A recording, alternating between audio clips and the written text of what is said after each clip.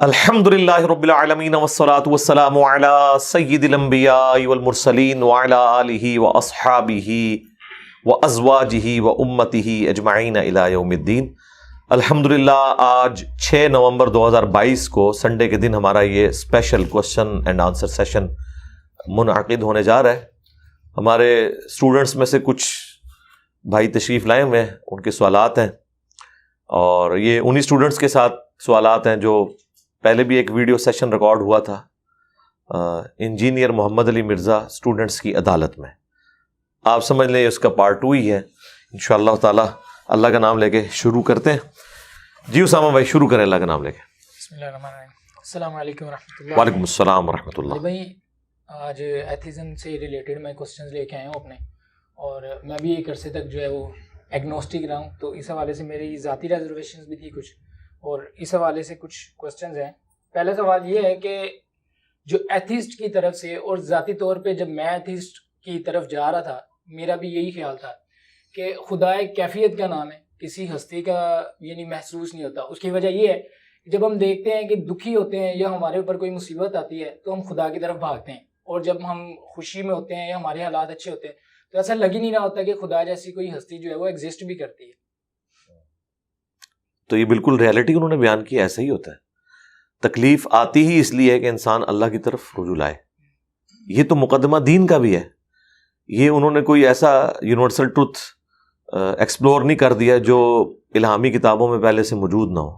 دین کا مقدمہ اس کے اوپر قائم ہے کہ دنیا میں اگر آپ کے ساتھ زیادتی ہوتی ہے، آپ کو کوئی پریشانی مصیبت آتی ہے، تو آپ یہ سمجھ لیں کہ یہ ہمیشہ کے لیے نہیں ہے، بلکہ ایک وقت آئے گا کہ یہ مصیبت ٹل جائے گی اور ہمیشہ کی خوشیاں آپ کا مقدر ہو جائیں گی۔ یہ تو پیکیج گاڈ کی طرف سے ہی تو آفر کیا گیا، اور یہ حقیقت بات ہے۔ یہ تو قرآن میں جگہ جگہ یہ بات آئی ہے کہ جب انسان بالکل خوشحال ہوتا ہے تو وہ ایسے ہو جاتا ہے گویا کہ اس نے کبھی ہمیں پکارا ہی نہیں تھا۔ جب ہم اس کی یہ تکلیف دور کر دیتے ہیں، پہلے وہ لمبی لمبی دعائیں مانگتا ہے، تو اس کے اندر ڈینائل آف گاڈ کہاں سے آ گیا؟ اس کی وجہ سے یہ کیسے ثابت ہو گیا کہ خدا ہماری ضرورت نہیں ہے؟ یہ تو چیز ثابت کرتی ہے کہ ہم نے خودکشیوں سے بچنے کے لیے اور اپنی مصیبت اور پریشانی میں ایک مداوے کے طور پر ایک ہستی ہمارے لیے موجود ہے جس کے آسرے ہم اپنی زندگی گزار سکتے ہیں۔ اب اس کی بنیاد پہ یہ کہنا کہ یہ ہم نے ہستی اسی لیے مانی ہوئی ہے کہ ہم اپنی مصیبت کا وبال کسی کے اوپر ڈالیں، تو ایسا نہیں ہے۔ یہ تب ہونا تھا جب ہم دنیا میں ہمیشہ کے لیے رہتے، ہمیں کبھی موت نہ آتی، ہماری زندگی ختم نہ ہوتی، ہم اپنی مرضی سے دنیا میں آتے اور دنیا سے چلے جاتے۔ جب ہم اتنے مجبور ہیں کہ نہ ہم نے اپنے ماں باپ چوز کیے، نہ ہم نے اپنا علاقہ چوز کیا، نہ اپنی زندگی کی لینتھ چوز کی، نہ اپنا رنگ چوز کیا، نہ اپنے سرکمسٹانسز چوز کیے، گیون سرکمسٹانسز میں ہم دنیا میں آئے نا، تو ہم تو اتنے مجبور تھے اس حوالے سے۔ جس ہستی نے ہمیں پیدا کیا اس نے ڈیسٹنی میں ہمارے لیے یہ مقرر کیا گیون سرکمسٹانسز۔ اب اس ہستی کی پناہ میں ہم اس لیے آتے ہیں کہ اب آئندہ کے لیے کوئی اس کی ریکوائرمنٹ ہے، تو جس ہستی نے میری مرضی کے بغیر مجھے پیدا کیا اور مجھے اس پلانٹ ارتھ کے اوپر پٹ کر دیا، وہ آئندہ بھی میرے ساتھ کچھ بھی کر سکتا ہے، تو میں اسے تلاش کروں اور اس کی ریکوائرمنٹس کو پورا کروں۔ تو یہ تو دین کا مقدمہ کھڑے ہی اس کے اوپر ہے۔ ہم بالکل یہ کہتے ہیں کہ ایسا ہی ہے کہ ہم مصیبت اور پریشانی میں بجائے خودکشی کرنے کے اور مایوسی کی زندگی گزارنے کے ایک ہیپی زندگی گزاریں کہ ہم دنیا میں اللہ کو رسپانس کریں، ہمیشہ کی کامیابیاں ہمارا مقدر ہوں گی۔ اور اس کے پیچھے دیکھیں، اس جذبے کے پیچھے جو اللہ تعالیٰ کی ذات ہے، یہ کتنی بڑی نعمت ہے یہ عقیدہ ہمارے لیے کہ ہمیں چاہے کیمرے کی آنکھ دیکھ رہی ہو یا نہ دیکھ رہی ہو، ہم تب بھی کسی کے ساتھ زیادتی کرنے کے لیے تیار نہیں ہوتے، کہ ہمیں اکاؤنٹیبل ہونا ہے اللہ تعالیٰ کی بارگاہ میں۔ وہ تو ہمیں دیکھ رہا ہے نا، اسی لیے خلوت ہو یا جلوت ہو ہم کسی کے ساتھ زیادتی کرنے کی کوشش نہیں کرتے۔ آپ دیکھ لیں یورپ میں یا امریکہ میں آپ کو جو امن نظر آ رہا ہے وہ قانون کی حکمرانی کی وجہ سے۔ آج آپ وہاں پہ قانون ڈھیلا کر دیں تو آپ دیکھیں وہاں پہ کیا ہوتا ہے۔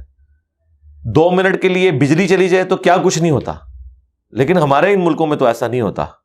یہاں پہ جو لوگ گناہ سے جرم سے بچ رہے ہیں تو خدا کے تعارف کی وجہ سے بچ رہے ہیں۔ تو اوورآل تو ہم نے دیکھا ہے کہ اللہ تعالیٰ کا چیک انسان کے اوپر ایک ایسا چیک ہے جو ہر وقت اس کے ساتھ لگا ہوا ہے، خواہ کیمرے کی آنکھ اسے دیکھ رہی ہے یا نہیں دیکھ رہی، اس کے اوپر کوئی قانون ہے یا نہیں ہے، تو یہ نیگیٹو پوائنٹ بنا کے تو نہیں پیش کرنا چاہیے۔ ہاں اگر ہم موت کا شکار نہ ہوتے، ہمیں کوئی دکھ پریشانی نہ آتی اور اس دنیا میں ہم ہمیشہ رہتے، پھر خدا ہماری ضرورت نہ ہوتی۔ لیکن اب تو دیکھیں موت کی تلوار ہمارے اوپر لٹک رہی ہے، اس کے بعد اس نے وہی کچھ کرنا ہے جو اب اس نے کر دیا۔ آج بھی دیکھیں سائنس کی ترقی کے باوجود کیا انسانوں نے مرنا چھوڑ دیا ہے، یا بیمار ہونا چھوڑ دیا ہے، یا بچے کسی اور طریقے سے پیدا ہو رہے ہیں؟ اب سارے کے سارے معاملات رشتے وہی ہیں۔ اس لیے الہامی کتابیں کبھی پرانی بھی نہیں ہوتی، کیونکہ یہ سوشل ویلیوز کو، اخلاقیات کو ڈیل کرتی ہیں۔ باقی ساری کی ساری تھیوریز آپ دیکھتے ہیں وقت کے ساتھ ساتھ امپروو کرتی ہیں، لیکن مذہب کبھی پرانا نہیں ہوتا۔ آپ الہامی کتابیں چاہے قرآن سے پہلے کی اٹھائیں چاہے بعد کی، بیسک تعلیمات آپ کو وہی ملیں گی، وہ آج بھی انسان کی ضرورت ہے۔ تو چونکہ خدا ہماری ضرورت ہے، اس لیے کہ ہمیں موت آ جاتی ہے، اس نے ایک ایکٹیویٹی تو پرفارم کر دی ہے کہ ہماری مرضی کے بغیر ہمیں یہاں پہ پٹ کر دی ہے۔ اب آگے بھی جو اس نے کرنا ہے وہ کر گزرنا ہے، ہمارے ساتھ کوئی ہمدردی کے دو بول بھی نہیں آگے بول سکتا۔ یہاں پہ بھی آپ دیکھ لیں، جو شخص بستر مرگ پر ہوتا ہے تو جتنے لوگ عیادت کے لیے آئے ہوتے ہیں وہ اس کی تکلیف تو نہیں بانٹ رہے ہوتے کہ آج کے دن کی جو 100% تکلیف ہے اس میں سے 10% یہ بھائی اٹھائیں گے، 10% یہ اٹھائیں گے، 10% اور یہ 100 پورا ہو جائے۔ نہیں، وہ اکیلا بندہ ہی تکلیف کاٹ رہا ہے، اس کے بیوی بچے بھی وہ تکلیف میں اس کو شیئر نہیں کرتے، اور وہ اکیلا تکلیف کاٹ کے دنیا سے چلا جاتا ہے۔ زمین و آسمان کی ساری مخلوقات مل کے اپنی ایفرٹ پٹ کر کے بھی اس کو اس مصیبت سے چھٹکارا نہیں دلوا سکتے جو اس کی ڈیسٹنی میں لکھی ہوئی ہے اللہ تعالیٰ نے آزمائش کے طور پر۔ لیکن آخرت کی کامیابیاں اگر اس کا مقدر ہوئی ہیں تو پھر یہ 50 60 70 80 100 سال کی قربانی کے بعد ہمیشہ کی کامیابیاں اگر مقدر ہو جائیں تو یہ تو بہت سستا سودا ہے۔ اسی کو اللہ تعالیٰ نے فرمایا کہ ہم نے مومنین کی جانیں اور مال جنت کے بدلے میں ان سے خرید لیے ہیں، اس بیعت کے اوپر، اس تجارت کے اوپر خوشیاں مناؤ۔ کہ کتنا بڑا سودا تم نے کر لیا کہ جان اور مال اللہ کو دے کے ہمیشہ کی کامیابیاں تمہارا مقدر ہو رہی ہیں۔ الحمدللہ۔ کیا اللہ تعالیٰ کو ڈھونڈنا فطری ضرورت ہے؟ مطلب گاڈ کو ڈھونڈنا فطری ضرورت ہے؟ اور کوئی مضبوط اعصاب والا بندہ ہوتا ہے یا جس کے پاس مال زیادہ آتا ہے تو وہ کہتا ہے کہ مجھے تو اس کی ضرورت ہی محسوس نہیں ہوتی خدا کو ڈھونڈنے کی۔ وہ ویسے بہانہ کرتا رہے، ضرورت محسوس نہیں ہوتی۔ اگر ضرورت محسوس نہیں ہوتی تو مال ہی سے اپنا سارا کام چلا دے۔ کبھی آپ نے کسی مالدار شخص کو دیکھا ہے کہ وہ دنیا سے کنارہ کش ہو کے تو جا کے جنگلوں میں اکیلا رہنا شروع کرتے؟ وہ نیشنل جغرافک اور ڈسکوری چینل پہ ہی آپ کو چاند ایک پاگل نظر آتے ہیں، وہ بھی صرف ویڈیو بنانے کے لیے، اور وہاں پہ بھی آخری دنوں میں وہ رو رہے ہوتے ہیں اپنے بیوی بچوں کی یاد میں۔ آپ دیکھتے ہیں نا، وہ ایک نیکڈ والا پروگرام لگتا تھا، وہ کس طرح ان سے 40 دن وہ مشکل سے گزرتے تھے۔ تو انسان کو اللہ تعالیٰ نے خاندانی نظام کے اندر جکڑا ہوا ہے۔ ایک انسان دوسرے انسان کی ضرورت ہے، یہ رشتے ہماری ضرورت ہیں، ماں باپ، اولاد، بہن بھائی، یہ سارے کے سارا معاشرہ۔ تو خالی دولت تو سب کچھ نہیں ہے۔ جب وہ ضرورت ہے تو پھر انسان کے ساتھ غم بھی لاحق ہے۔ کسی کا جوان بچہ مر جائے گا، کسی کی ماں مر جائے گی، کسی کا محبوب اسے دھوکہ دے جائے گا، تو اس کے بعد کیا وہ خودکشی کر لے گا؟ نہیں۔ کیا صرف پیسے کے سہارے وہ زندگی گزار لے گا؟ نہیں، بلکہ وہ صبر و شکر کر کے اپنی زندگی کو آگے گزارنے کی کوشش کرے گا کہ ٹھیک ہے، اگر میرے ساتھ یہ معاملہ ہوا تو میں آندہ آنے والی اپنی زندگی کو دنیا میں یا آخرت میں دونوں کو بیسٹ طریقے سے گزارنے کی کوشش کروں۔ اب تو دیکھیں موٹیویشنل جو سپیکر ہیں اتنی کمائیاں کیوں کر رہے ہیں؟ اصل میں جو موٹیویشن ہے وہ ریلیجن ہی تو آپ کو دیتا ہے۔ کانسیپٹ آف گاڈ یہی ہے کہ آپ نے دنیاوی تکالیف یا خوشیوں کے اندر کس طریقے سے ریئیکٹ کرنا ہے، کیونکہ خوشی پرماننٹ نہیں ہے دنیا میں۔ کون سا انسان ہے جو یہ دعویٰ کرے کہ میرے ساتھ خوشی پرماننٹلی اٹیچ ہے؟ کون سا انسان ہے جو یہ دعویٰ کرے کہ میرے ساتھ غم پرماننٹلی اٹیچ ہے؟ یہ فیزز چینج ہوتی رہتی ہیں۔ جب یہ فیزز چینج ہوتی ہیں تو پھر انسان کو ہر وقت اللہ تعالیٰ کی ضرورت ہے، گاڈ کی ضرورت ہے کہ اس کے ساتھ اپنا تعلق بنائے رکھیں۔ آپ ذرا اپنے اوپر غور کریں، بچپن سے لے کر بڑھاپے کی عمر تک، یا آپ لوگ چلیں جوانی کی عمر میں، جوانی کی عمر تک، ایک دوست ہے جو آپ کے ساتھ کامن چل رہا ہے، جس کے ساتھ آپ ہر چیز شیئر کر سکتے ہیں، جو آپ کے ہر راز سے واقف ہے، اور وہ خدا ہوتا ہے۔ اور دیکھیں آپ کو کبھی فیل بھی نہیں ہوتا اس حوالے سے کہ اگر آپ کا تعلق اپنے رب کے ساتھ مضبوط ہے تو آپ جب کبھی تکلیف میں وقت گزار رہے ہوتے ہیں تو آپ اس اللہ کی طرف رجوع لاتے ہوئے ساتھ ساتھ شکر کے جذبات میں بھی ہوتے ہیں کہ اگر آج میرے پہ یہ آزمائش آئی ہے تو اس سے پہلے یہ میرا وقت بھی تو میرے رب نے بڑا اچھا گزارا ہے، آنے والا وقت بھی انشاءاللہ تعالی بہتر ہو جائے گا۔ یہ جو ایک امید ہے نا انسان کے اندر، یہ بہت بڑی چیز ہے۔ ہر شخص کی زندگی اس طرح کی کئی چیزوں سے عبارت ہے اگر وہ اپنے اوپر غور و تفکر کرے۔ آپ کی زندگی میں کئی ایسے لمحات آئے ہوں گے کہ آپ کہیں گے کہ بس آج کے بعد تو زندگی اب ختم۔ آج آپ ماضی میں ان لمحات کو یاد کریں تو آپ کہتے ہیں نہیں میں بڑی اچھی زندگی گزار رہا ہوں، اس وقت تو لگتا تھا سب کچھ ختم ہو گیا۔ تو اب اس ایک خاص لمحے میں آپ کے اعصاب جواب نہ دیں، آپ ایکسپائر ہی نہ ہو جائیں غم سے، اس کے اوپر جو آپ کے پاس سہارا ہے وہ خدا کی ذات ہے۔ اسی لیے ہمیں یہ حکم دیا گیا ہے وَلَنَبْلُوَنَّكُمْ بِشَيْءٍ مِّنَ الْخَوْفِ وَالْجُوعِ وَنَقْصٍ مِّنَ الْأَمْوَالِ وَالْأَنفُسِ وَالثَّمَرَاتِ، ہم ضرور بالضرور تمہیں آزمائیں گے خوف سے، بھوک سے، جان اور مال میں نقص سے، اور پھر دیکھیں گے کہ کون تم میں سے ایسی روش اختیار کرتا ہے جو صبر والوں کی روش ہے۔ اور ان کا سلوگن کیا ہوتا ہے؟ اِنَّا لِلَّهِ وَإِنَّا إِلَيْهِ رَاجِعُونَ، بے شک ہم بھی تو اللہ ہی کی طرف سے آئے تھے، ہم نے بھی تو مار کے اس کے پاس چلے جانا ہے، یہ تکلیف بھی آئی ہے تو یہ بھی ختم تو ہو ہی جائے گی، نہ بھی ختم ہوئی میری موت کے ساتھ تو مصیبت ختم ہو جائے گی نا۔ کوئی شخص قیامت تک کے لیے تو بیمار نہیں رہ سکتا، کوئی شخص قیامت تک کے لیے تو مریض بن کے نہیں رہ سکتا، کوئی شخص قیامت تک کے لیے تو غم میں مبتلا نہیں رہ سکتا۔ موت آئے گی ساری پریشانیاں ختم کر دے گی، ایک نئی فیز میں آپ داخل ہو جائیں گے۔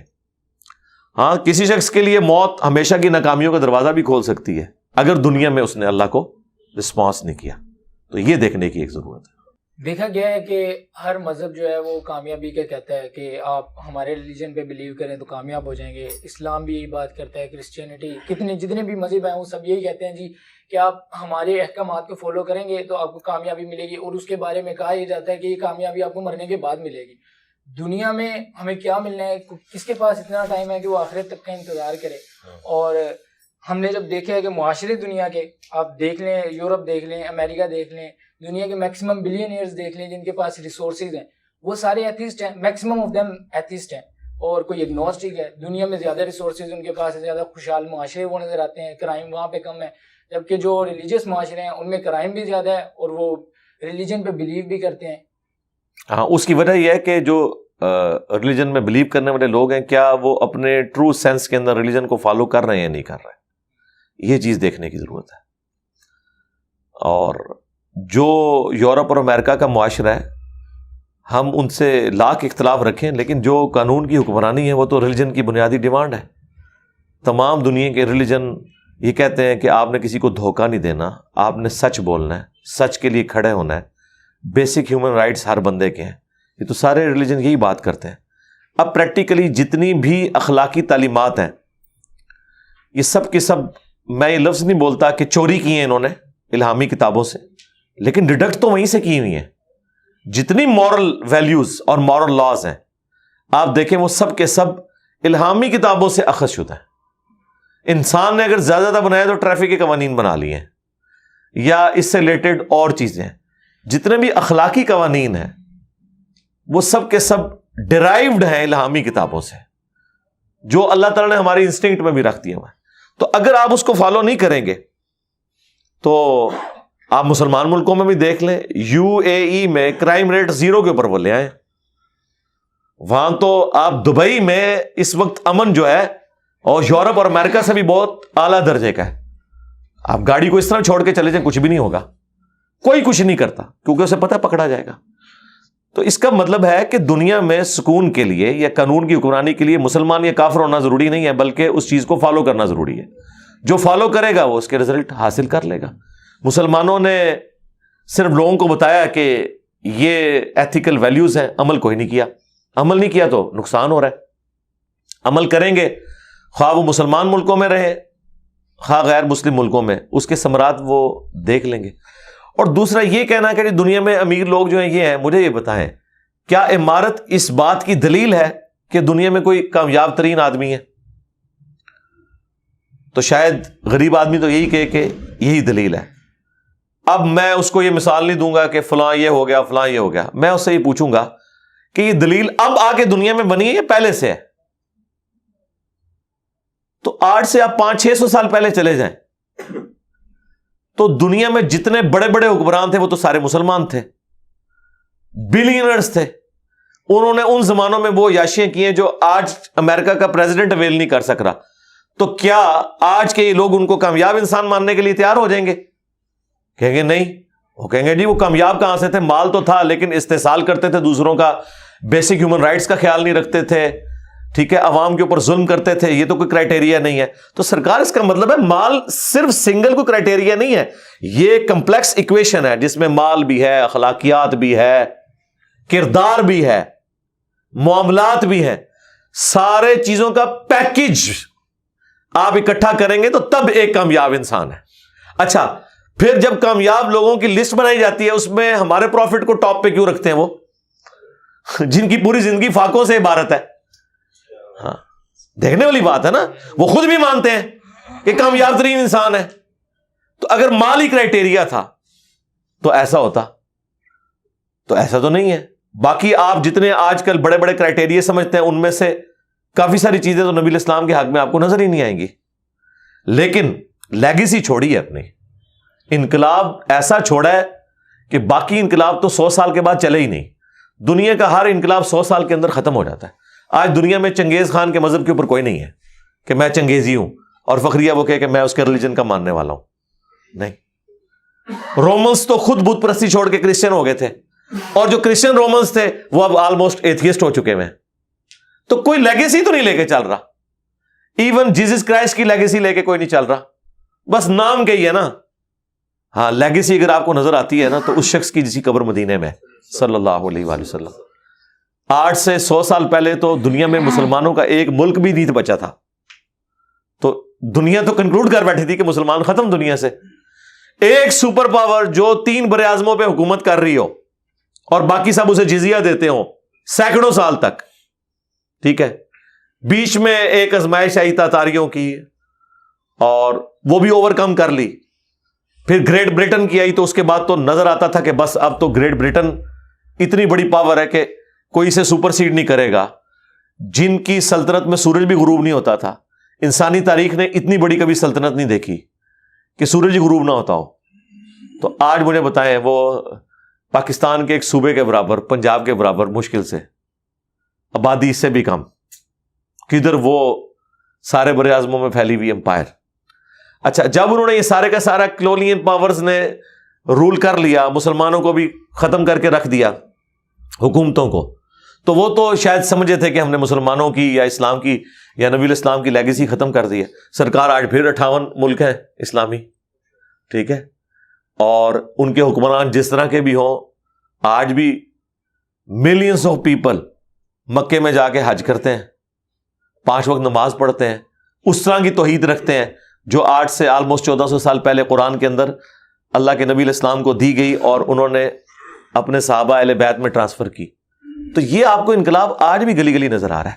اور اس سے بڑھ کر کہ انقلاب کا لیڈر تو دنیا سے جا چکا ہے، باقی انقلاب تو لیڈرز کی موجودگی میں اپنا ایپیکس حاصل کرتے ہیں اور پھر ڈاؤن فال شروع ہو جاتا ہے. یہ کون سا انقلاب ہے کہ جس کا لیڈر دنیا سے چلا گیا اور اس کے ماننے والے ہزاروں لوگ جو بظاہر اس کے غلبے کی وجہ سے اس کے انڈر آ گئے تھے اور بعد میں وہ دین بھی چھوڑ گئے، یعنی عرب کے قبائل مرتد ہو گئے، پھر بھی چند لوگ اس لیگیسی کو لے کے چلے اور اس لیگیسی نے اتنی بڑی ٹرانسفارمیشن دیکھی جو نبی الاسلام نے اپنی مبارک زندگی میں نہیں دیکھی. اور پھر وہ حکومتیں بھی پھیلیں اور پھر ختم بھی ہوئیں، لیکن ماننے والوں کی تعداد بڑھتی جا رہی ہے. اور آج پوری دنیا کا میڈیا، پورے دنیا کے ریسورسز لگے ہوئے ہیں اس ریلیجن کے خلاف اور وہ پھیلتے ہی چلا جا رہا ہے. بے لوث لوگ اس ریلیجن کو پھیلانے کے لیے تیار ہیں. باقی تو آپ نے کوئی بھی پروپیگنڈا لانچ کرنا ہوتا ہے تو آپ کو بندے ہائر کرنے پڑتے ہیں. یہاں بے لوث لوگ لگے ہوئے ہیں اور ایسا تن من دھن لگا رہے ہیں کہ پیسہ دے کے بھی ایسا بندہ کوئی ہائر نہیں کیا جا سکتا. اس لیگیسی کو آگے لے کے چل رہے ہیں. اور وہ صرف لیگیسی نہیں ہے، وہ اپنے ظاہر اور باطن میں سب کے سامنے چھپ کے اس کو فالو بھی کرتے ہیں ٹرو سینس کے اندر, اور وہ آگے ٹرانسفر بھی کرتے ہیں, اور دل و جان سے اس پہ اپنی جو ان کی کمٹمنٹ ہے اسے شو بھی کرتے ہیں. یہ اس طرح کا انقلاب تو آپ کو ایک ایسی شخصیت میں ہی نظر آتا ہے کہ جسے اللہ نے اپنا ریپرزینٹیٹو بنا کے اس پلانٹ ارتھ کے اوپر بھیجا ہے. مجھے بتائیں کون سی ایتھیزم کی لیگیسی ہے, کون سا ان کا بڑا ہے جس کو وہ لے کے چل رہے ہیں اور اس کے وہ کردار کو پیش کریں گے. ان کا تو کردار, ان کے اخلاقیات اس وقت تک ہے جب تک آپ ان کی دھم پہ پاؤں نہ رکھیں. ان کے اصول اور مبادی کے اوپر جب ان کو گرائیں آپ, تو ان کا بیہیویئر بھی اسی قسم کے جو پرورٹڈ قسم کی جو مذہبی نیچر ہوتی ہے نا, جو لوگ اس طریقے سے بیہیو کرتے ہیں نا, ویسا ہی بیہیو کرنا شروع کر دیتے ہیں. جبکہ ریلیجن کے ماننے والے جن کو آپ رول ماڈل کے طور پہ پیش کر رہے ہوتے ہیں نا کہ جی دیکھیں یہ بڑا سخت مزاج ہے, اس نے یہ ایکٹیویٹی پرفارم کرتی ہے, یہ تو چند ایک لوگ ہیں.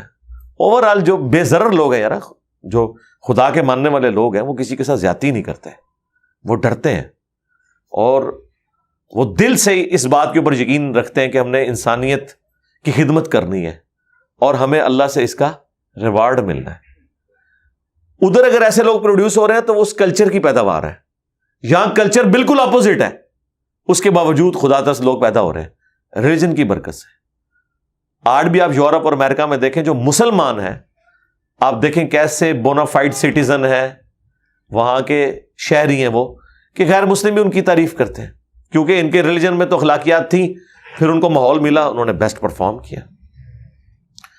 اگر اکا دکا لوگ یا ایون سینکڑوں کی تعداد میں بھی لوگ ہوں اور وہ اپنے ریلیجن کے خلاف چل رہے ہیں, تو اس کی وجہ سے اس ریلیجن کو تو بدنام نہیں کیا جا سکتا.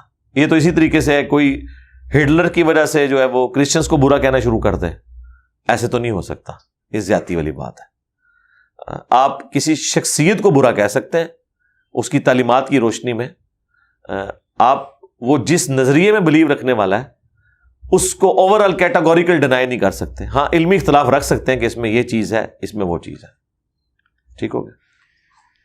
خدا کے وجود پر یقین کرنے سے ہمیں کیا فرق پڑے گا اور معاشرے پر اس کا کیا اثر ہوگا؟ یہ تو میرا خیال میں اس میں اب ڈسکس کر چکا ہوں کہ سب سے بڑا اثر تو یہ پڑے گا کہ قانون کی حکمرانی ہو جائے گی بغیر کسی کیمرے کی آنکھ کے,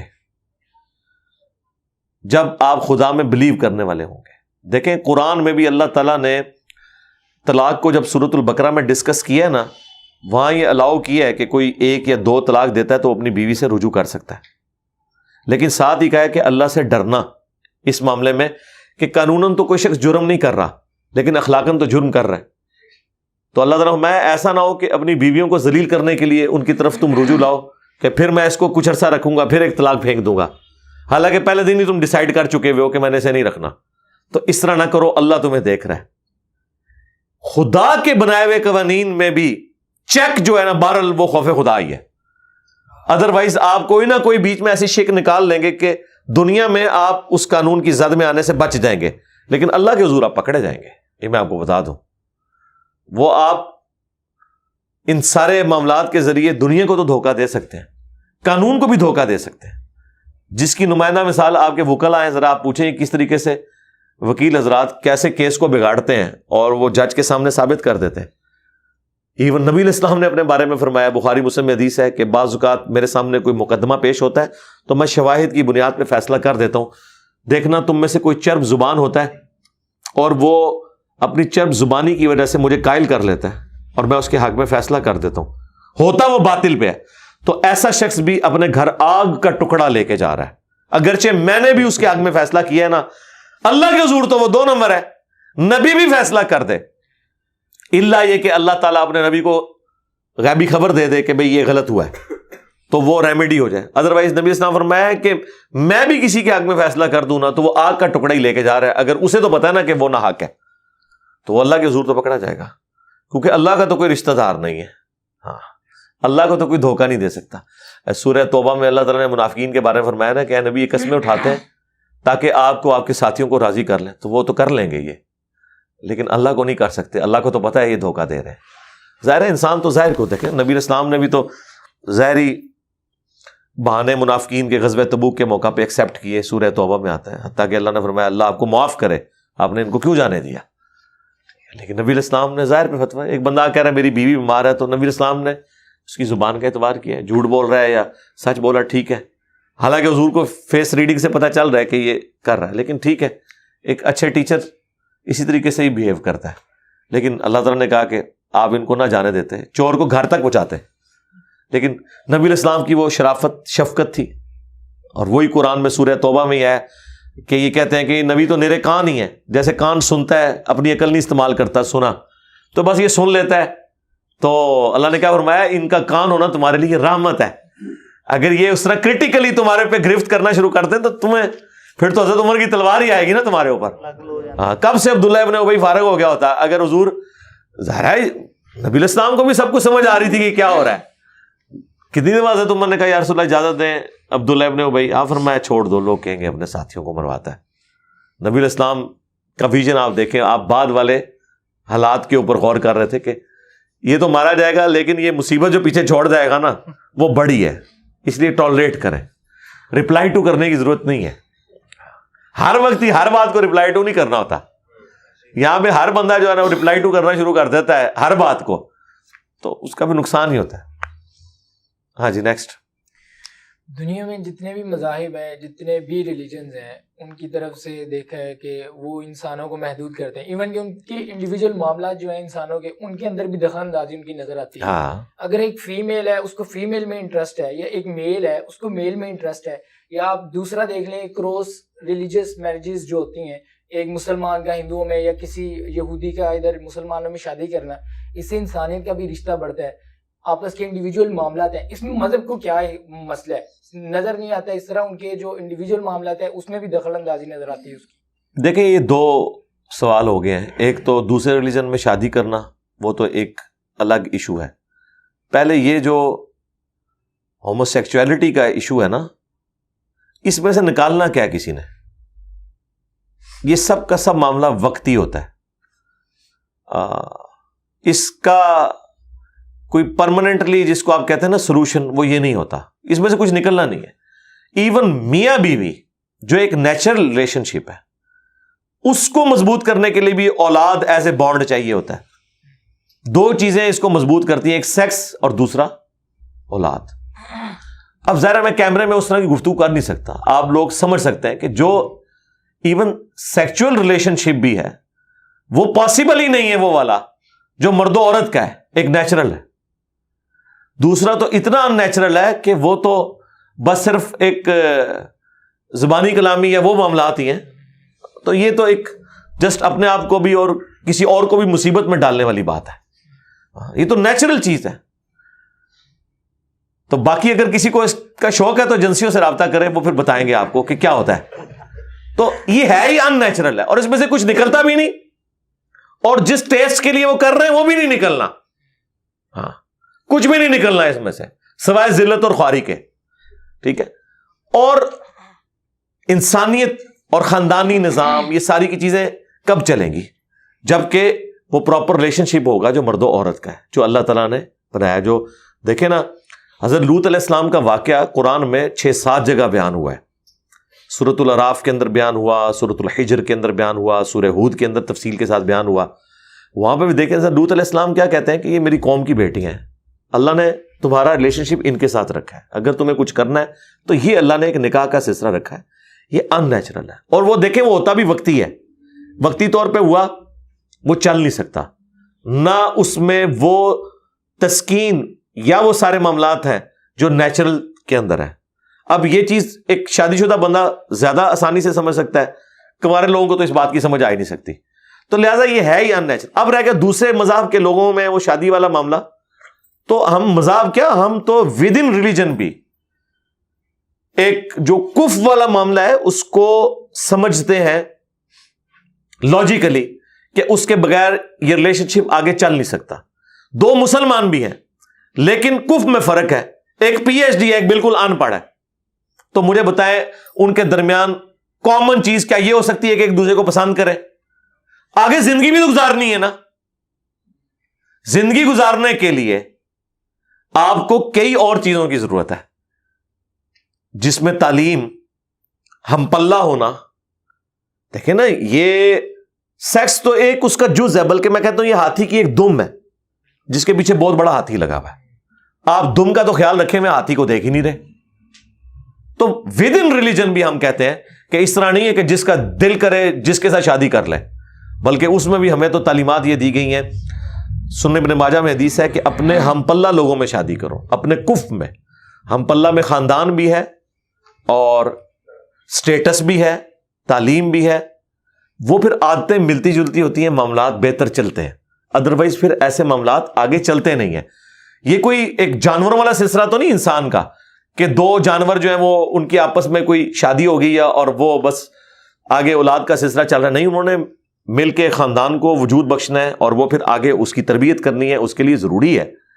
اب مجھے بتائیں، آج کل ایک پڑھا لکھا آدمی کسی ایسی عورت کے ساتھ شادی کر لے جسے نہ اردو آتی ہے نہ انگلش آتی ہے، یعنی پاکستان میں رہتے ہوئے، جس نے اسکول کا منہ نہیں دیکھا ہوا، اور وہ کہ میں کوئی نیکی کا کام کر رہا ہوں اور میں ایسے پہلے پڑھاؤں گا پھر وہ میرے بچوں کو پڑھائے گی، تو ٹائم قیامت تک ہے تو یہ کر لے. اس کے لیے وہ ان پڑھ کی عقد میں آ جائے، ٹھیک ہے. پڑھے لکھے بندے کا کیا کام ہے کہ اتنا بڑا مصیبت کھڑی کر لے اور بعد میں جب اس کے بچوں کی تربیت کی باری ہے تو وہ اس وقت کہہ رہا ہو یار کہ مجھ سے کیا غلطی ہو گئی ہے، تو وہ پہلے ہی اس کو فورس ہی کر لے. ہاں، ایک شخص جو ہے وہ بھیڑ بکریاں پالتا ہے، یہ زراعت کا کام کرتا ہے اور وہ اسی فیلڈ میں آگے جانا چاہتا ہے، تو ٹھیک ہے، اس کو جو سوٹ کرتا ہے وہ اپنے ہم پلہ کف میں دیکھ لے. اب وہ جا کے کسی شہر میں جا کے کسی ایسی پڑھی لکھی عورت سے شادی کر لیتا ہے جو اسکول میں ٹیچنگ کر رہی ہے یا کالج میں پڑھا رہی ہے، اور اسے کہتا ہے نہیں اب تو نے پڑھائی چھوڑ دینی ہے، پڑھانا چھوڑ دینا ہے، یہاں آ کے جو ہے نا میرے ساتھ تو ٹریکٹر چلا. بھائی ٹریکٹر چلانے والی اور موجود ہیں، وہ لے آئیں آپ، ٹھیک ہے. اس بیچاری کے ساتھ کیوں ظلم کر رہے ہیں؟ تو اس لیے اس چیز کا بھی خیال رکھنا ہے، اور اسی میں ہی وہ چیز آ جائے گی جو آپ کہہ رہے تھے نا دوسرے ریلیجن میں. بھائی ہمارے لیے تو سب سے سینسٹیو ایریا خدا کی ذات ہے. اگر خدا کے کانسیپٹ میں ہی میاں بیوی ایک پیج کے اوپر نہیں ہے، خدا کے بغیر تو ہم زندگی گزار نہیں سکتے، تو آگے جو خاندان کی تربیت، اولاد کی تربیت وہ کیسے ہوگی؟ وہ تو ایک دوسرے کے ساتھ لڑتے ہی رہیں گے پوری زندگی کہ تو کس خدا کا تعارف کروا رہی ہے. میرے لیے تو خدا سب سے سینسٹیو ایریا ہے. میری بیوی تو وہ ہونی چاہیے جو خدا کو اس طرح مانے جس طرح الہامی کتابوں میں بتایا گیا ہے، اور اگر وہ اس طرح ماننے کے لیے تیار ہی نہیں ہے تو میں کس طرح اس کے ساتھ زندگی میں بھی نہیں گزار سکتا، اور میں چاہتا بھی نہیں کہ میری اولاد کی تربیت ایسی عورت کرے جو خدا کو اس طریقے سے مانتی نہیں ہے جیسا کہ ماننے کا حق ہے. اس وجہ سے یہ کہا جاتا ہے کہ آپ یہ معاملات نہ کریں. اس میں بھی آپ دیکھیں انسانیت کی فلاح چھپی ہوئی ہے. مذہب کو کوئی آپ سے انٹرسٹ نہیں ہے، یہ آپ کے انٹرسٹ کے لیے ہے. وہ یورپ میں کسی زمانے میں بات آئی تھی کہ مذہب لعنت ہے، نعوذ باللہ. میں نے اس کے اوپر ویڈیو کروائی تھی کہ مذہب نعمت ہے جو آپ کو ایک ڈسپلن لائف دیتا ہے. وہ چیزیں جو آپ نے کیٹر فار بھی نہیں کی ہوتی، آپ کو کوئی توجہ دلائے تو آپ کو پتا چلے گا واقعی یار یہ کتنی نعمت ہے. آپ کو میں آپ لوگوں کی زندگی سے مثال دیتا ہوں. ایک بندہ جو ملازم پیشہ ہے یا کاروباری آدمی ہے، مغرب سے پہلے وہ تھک ہار کے گھر آتا ہے. اب مجھے بتائیں اگر اس نے مغرب کی نماز یا عشاء کی نماز نہ پڑھنی ہو تو وہ تو سو جائے گا، رات کو 1:30-2 بجے اٹھے گا بھوک کے ساتھ، روٹی کھائے گا، اس کے بعد سونے کی کوشش کرے گا، نیند نہیں آئے گی، فجر تک جاگا رہے گا، پھر آفس کا ٹائم آئے گا تو اسے نیند آنا شروع ہو جائے گی. تو کیسی فضول قسم کی زندگی اس کی ہوگی. لیکن نمازوں کی ٹائمنگ، یہ پابندیاں آپ کو کتنا ڈسپلن کرتی ہیں کہ آپ تھک ہار کے آتے بھی ہیں تو آپ انتظار کرتے ہیں نہیں یار نماز پڑھ کے ایک دفعہ ہی سوؤں گا. کھانا بھی آپ پہلے کھا لیتے ہیں، اس کی وجہ سے آپ کی صحت بھی مینج رہتی ہے اور آپ کتنے ڈسپلن رہتے ہیں. اور یہ وہ چیزیں جو آپ ہزاروں ڈالر دے کے جو نیوٹریشن ہے ان کو آپ ہائر کرتے ہیں، وہ آپ کو بتا رہے ہوتے ہیں جی اینج کرو جی اینج کرو جی، ایس ڈائٹ تے شفٹ ہو جاؤ جی، تے اے ہو جاؤ جی، ہو جائے. آپ ریگولر لائف اس طریقے کے مطابق گزاریں، آپ کو ان چیزوں کی ضرورت ہی نہیں پڑے گی. آج آپ کو لوگ قائل کر رہے ہیں جناب یہ والی ورزش کریں. آپ کو بھی نماز کے اوپر توجہ کریں کہ کس قسم کی ورزش ہے یہ جو آپ کو ایکٹیو رکھتی ہے. تو اللہ تعالیٰ نے آپ کی زندگی کے اندر یہ ساری چیزیں رکھی ہوئی ہیں.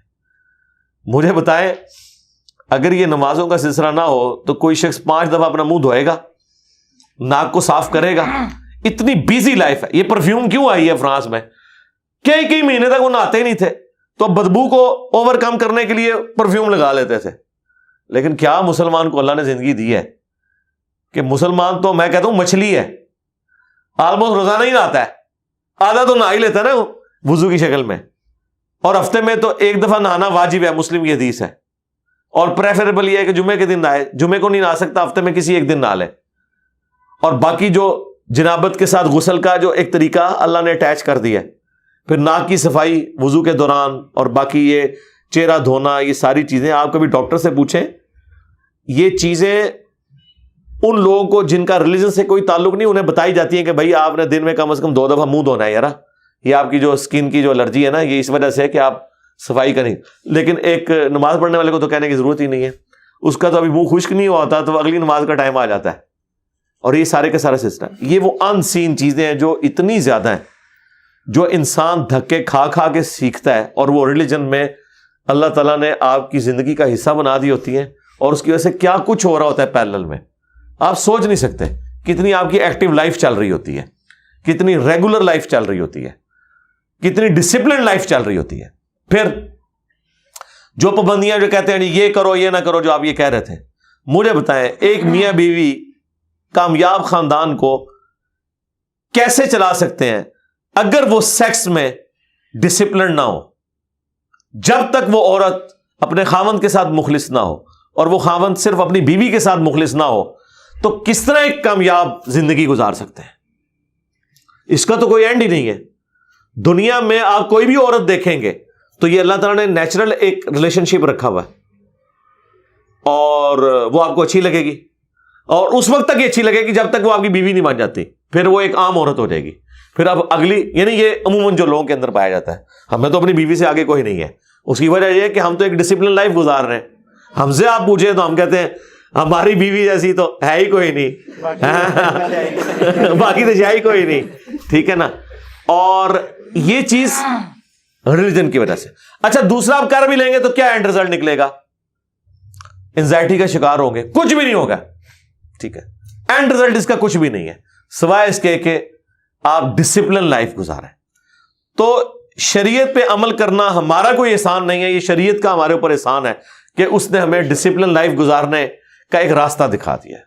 ہم تو الحمدللہ اس زندگی کو انجوائے کر رہے ہیں. پھر دنیا حسنہ، لوگ کہتے ہیں پھر دنیا حسنہ کیا ہے؟ پھر دنیا حسنہ یہ ہے کہ آپ ڈسپلن لائف گزاریں، اور وہ خدا کے ساتھ ہے، خدا کے بنائے ہوئے قوانین کے ساتھ ہے، چاہے وہ اخلاقی قوانین ہو، آئلی قوانین ہو، اس کے ساتھ انسان کی زندگی بڑی سکون میں ہے. تمام پریشانیوں اور تکلیف کے باوجود وہ تو آنی ہے، وہ جھیلنا آسان ہو جائے گی اگر آپ کی زندگی میں خدا ہے. اور اگر خدا نہیں ہے، دنیا کی ہر خوشی آپ کو دے دی جائے، وہ کوئی خوشی نہیں ہے جب تک خدا آپ کی زندگی میں نہیں. ٹھیک ہو گیا؟ اچھا علی بھائی، اگلا سوال ہے کہ اگر خدا ہے تو اس کا ڈفرینٹ جو ریلیجنز ہیں ان میں ڈفرینٹ کانسیپٹ ہے.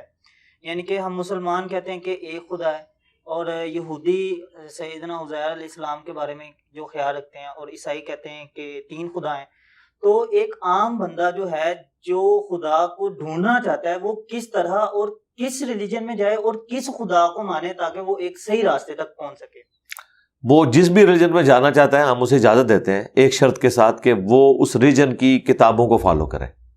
تو الٹیمیٹلی وہ اس رزلٹ پہ پہنچے گا کہ پریکٹیکلی اپنے ریلیجن کی کتابوں کو فالو کرنے والے صرف مسلمز ہیں. ایون دوسری الہامی کتابیں ہوں یا دوسری غیر الہامی کتابیں ہوں، ان میں بھی ایک گاڈ کا کانسیپٹ ہے.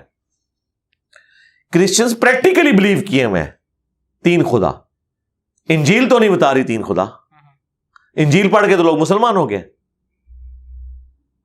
جوشوا جو امریکن یوتھ منسٹر تھے، ان کی ویڈیو ہے اپنی how Bible lead me to accept Islam, وہ آپ دیکھیں.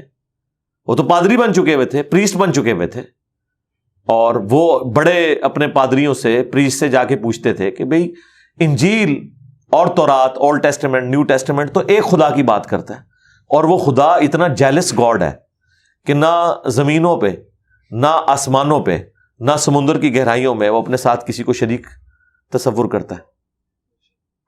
تو ایک خدا، ہم کیوں 3 خدا مانتے ہیں؟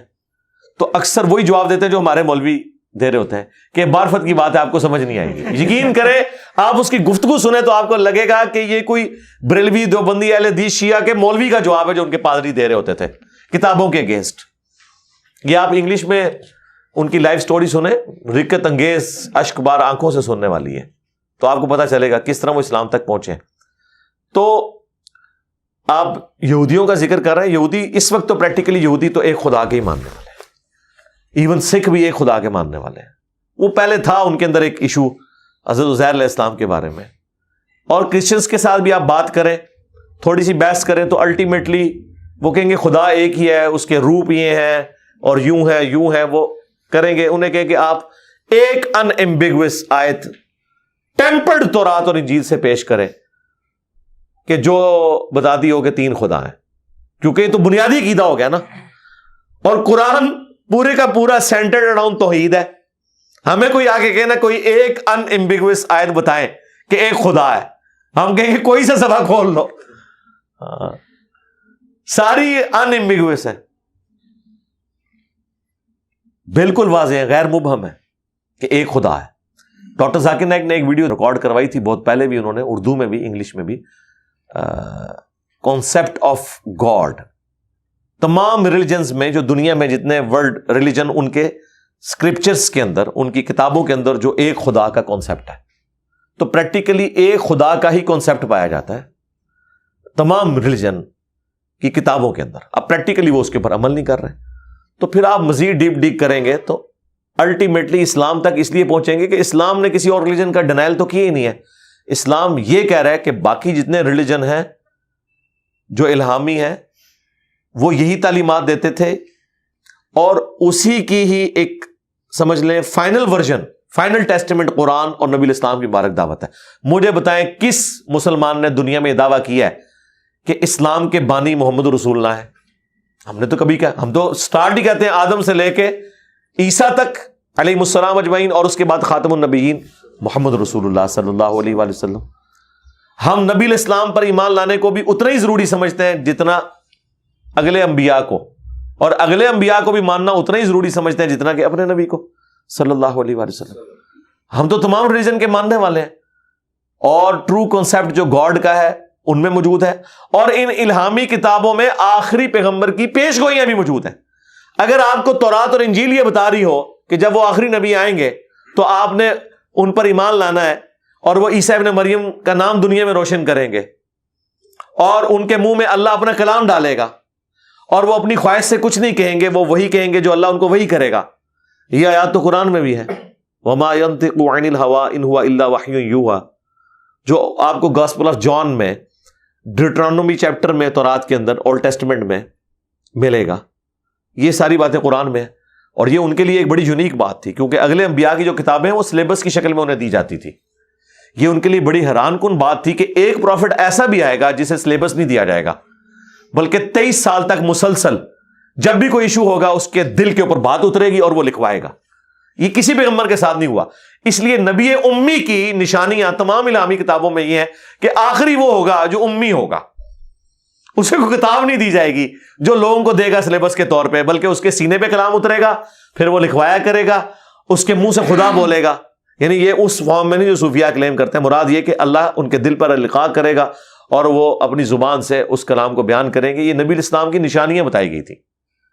تو وہ تو آپ similarities between Christianity and Islam, similarities between Hinduism and Islam, یہ ڈاکٹر ذاکر نائک کی ویڈیوز, ایون احمد دیداس صاحب کی ویڈیوز بھی آپ دیکھیں تو آپ کو کئی ایک کامن چیزیں مل جائیں گی. الٹیمیٹلی خدا کے کانسیپٹ پہ ہی آپ آئیں گے کہ ٹرو مانوں میں خدا کے ماننے والے. دیکھیں خدا کا دین تو وہ ہوگا نا پھر جس کو تائید بھی خدا کی حاصل ہوگی. پریکٹیکلی تو اس وقت گرجے جو ہیں وہ مسجدوں میں کنورٹ ہو رہے ہیں, تلوار کے زور پہ نہیں سرکار, پیسے دے کے خرید رہے ہیں, بیچنے والے اپنی مرضی سے بیچ رہے ہیں. یہ کون سا دین ہے جو ایسا سپر سیڈ کر رہا ہے کہ گرجے جو ہیں وہ تلوار سے فتح نہیں ہو رہے ہیں بلکہ دعوت سے فتح ہو رہے ہیں. اس دعوت کی سچائی ہے.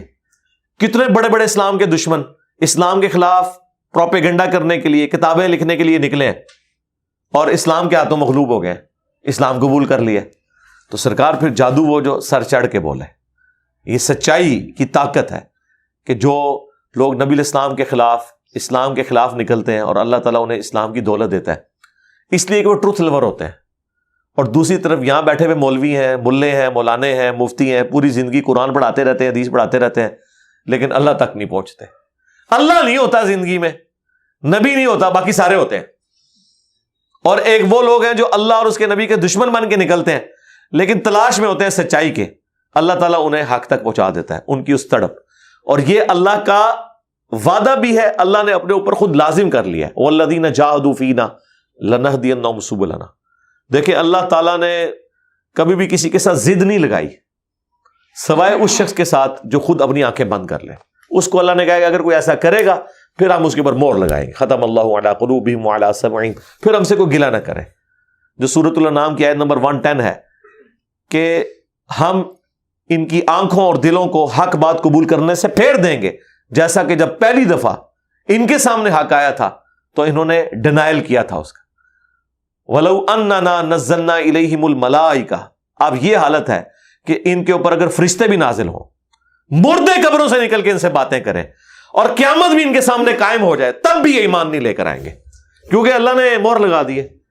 اچھا پھر آپ سوچ رہے ہوں گے یہ سب کچھ ہو جائے تو یہ کیا جواب دیں گے کہ مردہ نکل کے کہے کہ اسلام حق ہے اور تم غلط دین کے اوپر ہو. وہ بھی اللہ نے قرآن میں کہا ہے کہ اگر ہم آسمان سے ایک کتاب نازل کر دیتے, یہ اپنے ہاتھوں سے چھو لیتے اور دیکھتے کہ یوں نازل ہو رہی ہے, تب بھی یہ شک میں مبتلا ہوتے اور کہتے نہیں یہ ایسا ہو نہیں رہا, ہماری نظروں پہ جادو ہو گیا. یہ اللہ نے پھر بتایا کہ اس وقت مانا کیا لگانا تھا انہوں نے. ہاں جس سے وہ کہتے ہیں نہیں یہ جو آپ 2812 بیان کر رہے ہیں اس کا مطلب یہ نہیں یہ ہے, سمجھ آئی. بلکہ ایک تو اس لیول تک گیا, اس نے کہا جی باغی کا مطلب تو ہے طلبگار, کہ تو ٹھیک ہے تہاڈا علاج یہی ہے, تسی یہی کرو, تہاڈے نال بھی یہی ہوندی ہے اور تسی اگے یہی کرو, ٹھیک ہے یہی. اب آپ کو پتا چلا کہ اگر بریلوی بشریت کو پیچھے کرنے کے لیے یہ کہیں کہ بشر ہوتا ہے شر اور با, تو ہم نبی کے ساتھ تو شر مان ہی نہیں سکتے, لہذا ہم نبی کو بشر نہیں مانیں گے. یہ ایک جاہل بریلوی عالم نے بات کی تھی. اوورال تو ظاہر ہے ان کا یہ عقیدہ نہیں, بشر بھی مانتے ہیں, نور بھی مانتے ہیں, ہم نور ہدایت کہتے ہیں, بشر بھی ہیں. اب با اور شین اور را کو جوڑ کے بشر سے کوئی شر والا نکال لے, یہ اسی طریقے سے ہے کہ 2812 میں تقتلہ الفئۃ الباغیہ یدعوہم الی اللہ ویدعونہ الی النار میں سے کوئی جو ہے باغی سے مراد جو ہے وہ حق کا طلبگار نکال لے, تو نکالتا رہے تو آڈا اشر بھی وہ نال ہی ہوئے. اسی یہی کہاں گے. ہاں جی. جب کوئی گوڈ کا ڈس بلیور یہ بات کرتا ہے کہ یہ سب کچھ چانس پہ پیدا ہوئے ہیں, سب کچھ خود بخود پیدا ہو گیا ہے, یا وہ جو کرولریز بنا کے بتایا جاتا ہے کہ اتنے چانسز میں سے یہ ہوا ہوگا تو اس طرح بن جائے گا, تو جو ریلیجیس پرسنز ہیں یا ریلیجیس کے ماننے والے ہیں وہ آگے سے کہتے ہیں کہ یہ پاسبل ہی نہیں ہے, یہ نیچرلی پاسبل نہیں ہے, سائنٹیفکلی پاسبل نہیں ہے. اور جب اس ایتھیسٹ کی طرف سے یہ سوال اٹھایا جاتا ہے کہ پھر گوڈ کہاں سے آ گیا, اس کو کس نے کریٹ کر دیا, تو پھر ریلیجیس لوگ جواب دیتے ہیں کہ گوڈ خود سے آ گیا, ہمیں نہیں پتا, یا وہ خود بخود کریٹ ہو گیا. ایک طرف اپنے اصول ہمیں کہہ رہے ہیں کہ وہ خود سے کچھ کریٹ نہیں ہو رہا, اور جب ہم سوال کرتے ہیں تو پھر وہ کہہ دیتے ہیں کہ وہ خود سے کریٹ ہو گیا, اپنے اصول سے بھاگی جا رہے ہیں. یہ کون سے جاہل ریلیجیس لوگ ہیں جو کہتے ہیں خدا خود بخود آ گیا؟ خدا تو آیا ہی نہیں ہے, کبھی کوئی ایسا وقت ہی نہیں تھا کہ خدا نہیں تھا, خدا آیا ہی نہیں ہے, خدا تو ہمیشہ سے ہے. تو یہ پہلے تو کنسیپٹ کلیئر کریں, خدا آیا نہیں ہے, خدا ہمیشہ سے ہے. ہم اسے میتھمیٹیکلی ثابت کرتے ہیں. دیکھیں جو یونیورسل ٹروتھ اسٹیبلش ہو چکے ہیں اس کو تو آپ کوئی دوبارہ سے چیلنج نہ کرے. یعنی یہ یونیورسل ٹروتھ ہے کہ 2 + 2 = 4, ٹھیک ہے. اب اسے کوئی 5 یا 3 بنانے کی کوشش کرے تو ظلم پر مبنی کام کر رہا ہے. آپ دوبارہ سے ویل بھی انوینٹ کر لیں تب بھی یہ میتھمیٹیکل ایکویشن تو اپنی جگہ رہے گی. بالکل اس طریقے سے یہ چیز اسٹیبلش ہو چکی ہے کہ کائنات پہلے نہیں تھی تو آئی ہے. آپ کو پتا ہے کچھ عرصہ یہ نظریہ رہا ہے 17ویں اور 18ویں صدی میں کہ یہ اسٹیڈی سٹیٹ کائنات ہے, ہمیشہ سے ایسے ہی چل رہی ہے. لیکن یہ اب نظریہ اپنی موت مر گیا. ہم جس ایرا میں بیٹھے ہیں نا یہ نظریہ ختم ہو چکا ہوا ہے. آج سے نہیں, بگ بینگ کے بعد سے, جب وہ ہبل نے وہ ٹیلیسکوپ کے ذریعے چیز دیکھی تھی 1920s میں. ہبل آپ کو پتا ہے ایک بہت بڑا سائنٹسٹ تھا امریکہ میں, اس نے ٹیلیسکوپ کے ذریعے جب یہ سٹارز کی موومنٹ دیکھی, اس کے اوپر میری تفصیلی ویڈیو بھی ہے, بلیک ہولز کے اوپر بھی آپ دیکھ لیں, اور فرام کریشن ٹو کریٹر بھی دیکھ لیں, اس میں نے بتایا تھا ہو از اللہ, اس میں بھی بتایا تھا. ہدایہ وکٹری چینل کے اوپر ہمارے بھائی نے دیکھیں کس طرح اس میں ویلیو ایڈیشن کی ہے, وہ ساری ویڈیوز ہیں. تو ہبل نے یہ دیکھا کہ کائنات میں جتنے بھی یہ اجرام فلکی ہیں, یعنی آسمان پہ جتنے آپ کو سیارے ستارے نظر آ رہے ہیں نا, ان میں ایک کامن چیز یہ ہے کہ سب ایک دوسرے سے دور جا رہے ہیں. اور اس کے لیے اس نے اسپیکٹرم جب ڈرا کیا، اسپیکٹرم جب گریجولی کسی چیز کا لائٹ کا اسپیکٹرم ریڈ کی طرف شفٹ ہو، اٹ مینس کہ وہ آپ سے دور جا رہی ہے. تو یہ چیز لاجیکل تھی کہ جب یہ دور جا رہی ہے تو اس کو ٹائم میں ریورس کیا جائے تو کسی ایک جگہ سے شروع ہی ہوگی. یعنی میں ہاتھ میں کچھ بالز پکڑوں اور انہیں یوں پھینکوں، سارے ایک دوسرے سے دور جائیں گے.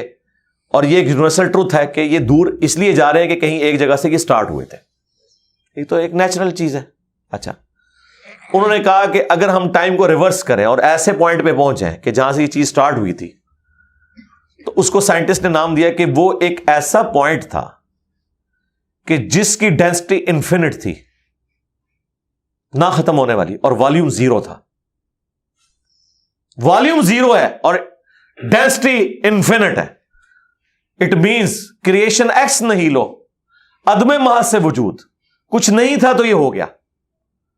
اور پھر وہ کہتے ہیں کہ یہ جو بگ بینگ ہوا ہے، اس بگ بینگ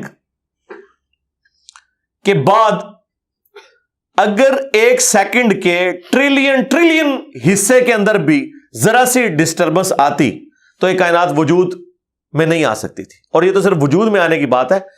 پھر جو billions of fine tunings planet earth کے اوپر موجود ہیں، ہر سیارے کے اعتبار سے ہیں، زمین کا سورج سے فاصلہ، پھر ان کی گریویٹیشنل فورس، ان کی موومنٹ، سپیڈ، یہ تو ایک پوری ایک سمجھ لیں ایک ایسی فیلڈ ہے جس میں انسان جا کے گم ہو جاتا ہے. ان ساری چیزوں کو کنسیڈر کر کے اسٹیڈی اسٹیٹ کائنات کی تھیوری تو ہوگی ختم اور بگ بینگ ہوگی اسٹیبلش.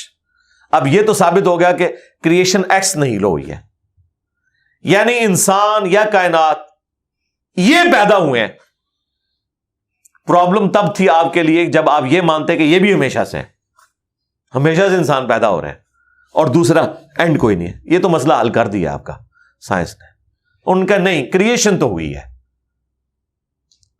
اب اس کا کریٹر ہے یا نہیں ہے، اس کے اوپر وہ آ کے بات کرتے ہیں. اب یہ جو فائن ٹیوننگز ہیں، ان کو سمجھنے کے لیے اتنے دماغ کی ضرورت ہے، اتنے برینز کی ضرورت ہے. ڈی این اے کی اسٹرکچر کو سمجھنے کے لیے، اس ہارمونی کو سمجھنے کے لیے، بنانے کے لیے نہیں سرکار. اتنے برینز لگ جائیں. آج تک ہم ڈسکوریز ہی کر رہے ہیں.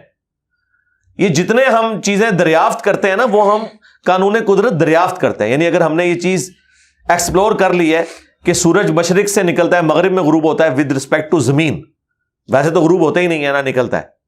تو یہ ایک فزیکل فینومینا ہے جو ہم نے ڈسکور کیا ہے. اس فینومینا نے سورج کو پیدا نہیں کیا. یہ کریٹر آف سن تو نہیں ہے. یہ اگر آپ کو پتا چل گیا، انڈے میں سے چوزا نکلتا ہے اور چوزا اتنے عرصے کے لیے انڈے کو آپ گرمائش میں رکھتے ہیں 22 دن کے لیے مرغی کے نیچے یا کسی مشین میں. تو اس انفارمیشن نے چوزے کو پیدا نہیں کیا، بلکہ یہ چوزے کے پیدا ہونے کے بارے میں انفارمیشن ہے. آپ اس کے اندر مزید چلے جائیں، جتنا ڈیپ ڈگ کرتے جائیں، الٹیمیٹلی آپ کی ایک انفارمیشن ایڈ ہوگی. یہ نہیں ہوگا کہ آپ کو یہ پتا چل جائے کہ اس نے پیدا کیا. وہ تو مرغی کو خود نہیں پتا جو پیدا کرنے والی ہے، کروکوڈائل کو، ایلیفینٹ کو یہ پتہ ہی نہیں میرے اندر کیا کیا کوالٹیز ہیں. جس کو یہ پتہ ہی نہیں میرے اندر کیا کوالٹیز ہیں، انسان کو نہیں پتا ابھی تک میرے اندر کیا کوالٹیز ہیں. یہ تو بھی سائنس تھوڑا بہت آپ کو ایکسپلور کر رہی ہے. تو کریٹر تو ہم ان کوالٹیز کے ہے ہی نہیں ہے. اور پھر پیچھے ایک برین اس اعتبار سے ہے کہ وہ ایک آرگنائز طریقے سے، اور یہ بھی چیز ڈیفینیٹلی فیزیبلٹی کے تحت آپ سمجھیں میتھمیٹکس میں اسٹیبلش ہو چکی ہے کہ یہ پورے ایک آرگنائز طریقے سے جو چیز چل رہی ہوتی ہے اس کے پیچھے ایک برین ضرور ہوتا ہے. برین کے بغیر یہ کوئی ڈیزائن کر نہیں سکتا. فزکس کا second law of thermo dynamics جو ہے کہ انٹروپی یا تو کانسٹنٹ رہتی ہے یا انکریز کرتی ہے، یعنی ڈس آرڈر. خدا نہ خواستہ یہاں پہ دھماکہ ہو جائے تو ہر چیز بکھر جائے گی. اس کے بعد دنیا کا کوئی دھماکہ دوبارہ اس کو اس حالت میں ارینج نہیں کر سکتا. اس کو کہتے ہیں انٹروپی، کہ کہیں پہ بگاڑ آتا ہے تو وہ بڑھتا ہے. یہ ہو سکتا ہے کہ مزید آپ لوگ لائیں تو یہ بگاڑ اور بڑھتا جائے، یا جتنا ہے اتنا ہی رہے. واپس آرگنائز نہیں ہو سکتا جب تک کہ دوبارہ سے انٹروین کر کے آپ یہ کرنا. جس طرح وہ زیارت میں انہوں نے محمد علی جناح کے وہ سارے وہ میوزیم تباہ کر دیا تھا دہشت گردوں نے، تو دوبارہ سے انہوں نے بنایا.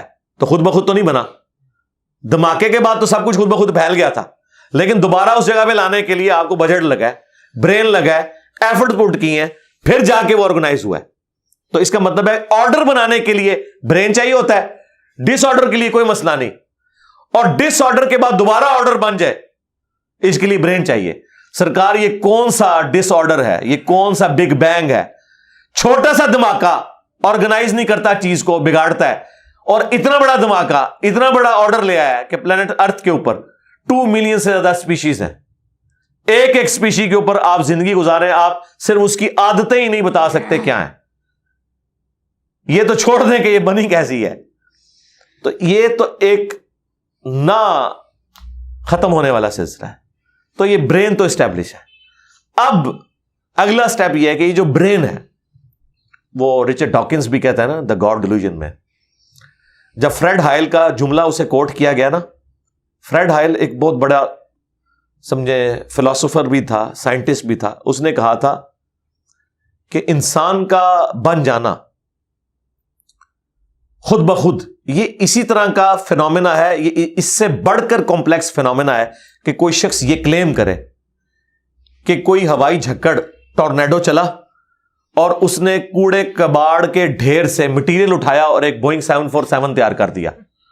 یہ دنیا کا کوئی پاگل بیوقوف آدمی بھی یہ بات نہیں مانے گا. اس کو چھوڑ دے, ایک بال پوائنٹ بننے کو کوئی نہیں مانے گا. تو اس نے کہا اس سے کمپلیکس چیز انسان ہے, اس کو تم یہ مانے ہوئے کہ خود بخود بن گئی ہے بغیر کسی برین کے. اچھا, تو اس کا جواب آپ کو پتا ہے رچرڈ ڈاکنز نے کیا دیا؟ اس نے ایک چیپٹر بنایا, اس کی ہیڈنگ رکھی دا الٹیمیٹ بوئنگ 747. اس نے کہا پھر سب سے بڑا بوئنگ 747 تو گاڈ ہے.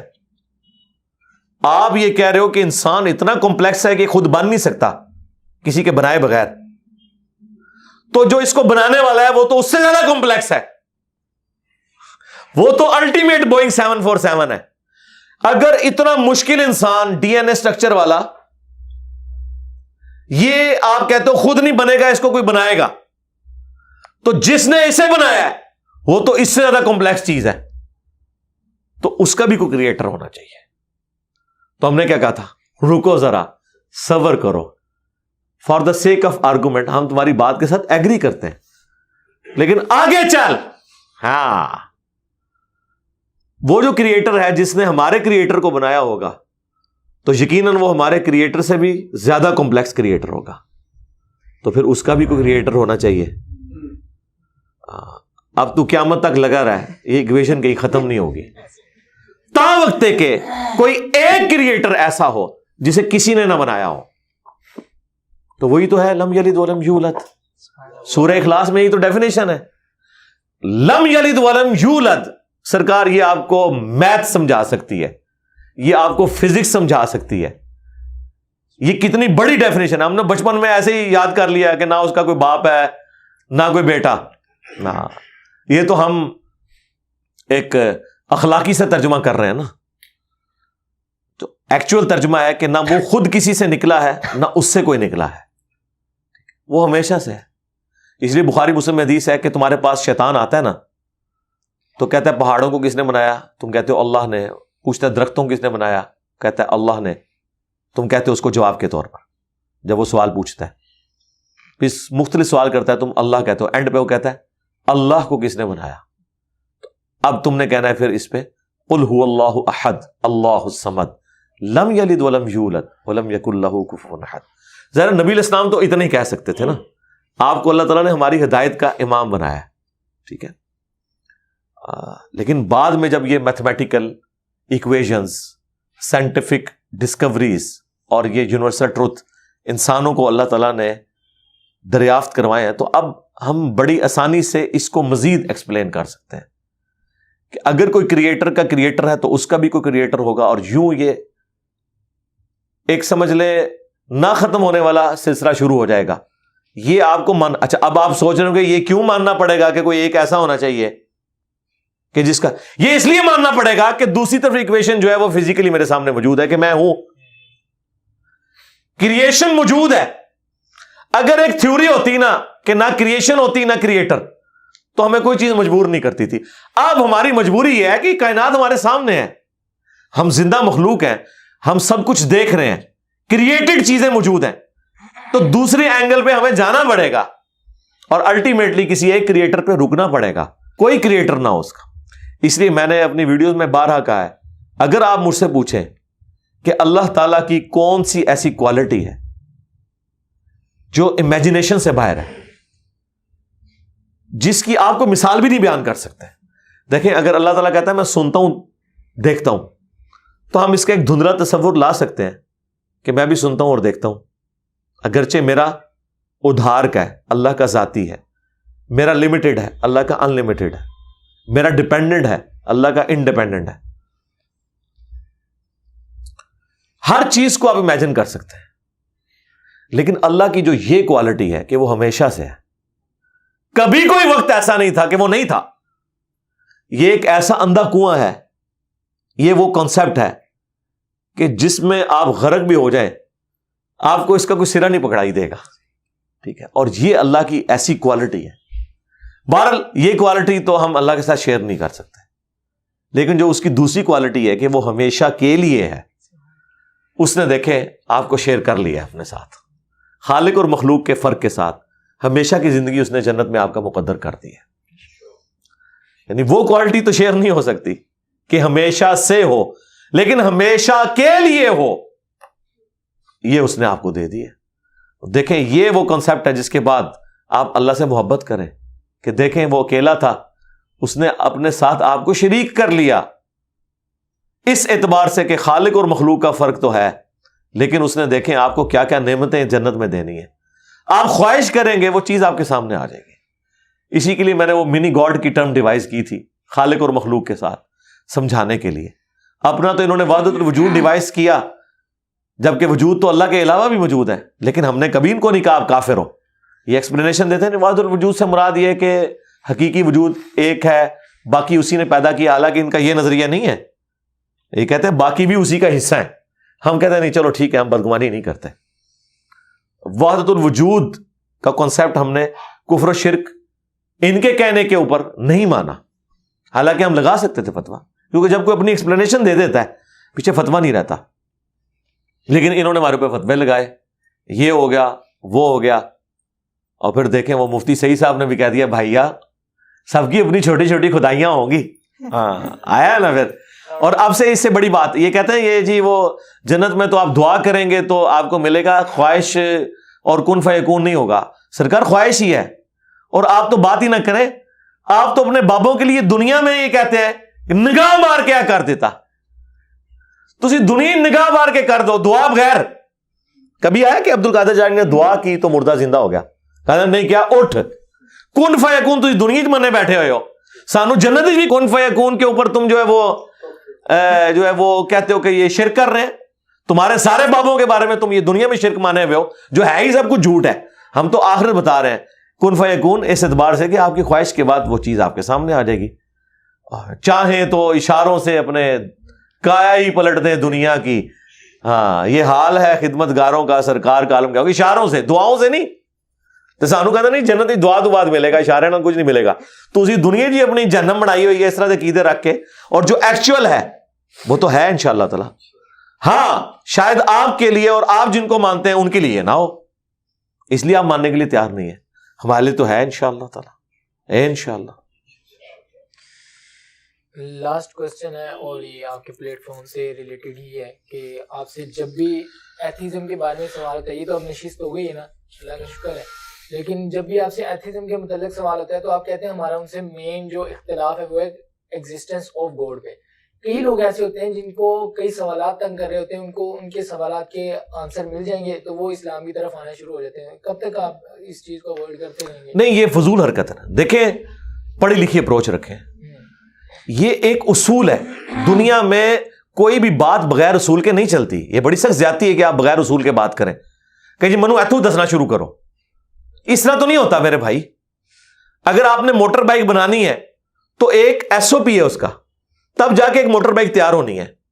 آپ کہنے جی مجھے یہاں سے آپ بتائیں, کیا جب آپ ٹیچر کے پاس پڑھنے کے لیے جاتے ہیں تو آپ کو ڈائریکٹ انٹیگریشن شروع کرواتا ہے یا پہلے آپ کو ایکس وائی زی کا تعارف کرواتا ہے, الجبرا کا تعارف کرواتا ہے, ڈفرینشیشن پڑھاتا ہے, کرتے کرتے پہلے ڈفرینشیشن پڑھایا جاتا ہے, پھر اس کو الٹ کر کے انٹیگریشن پڑھایا جاتا ہے ایف ایس ای میں.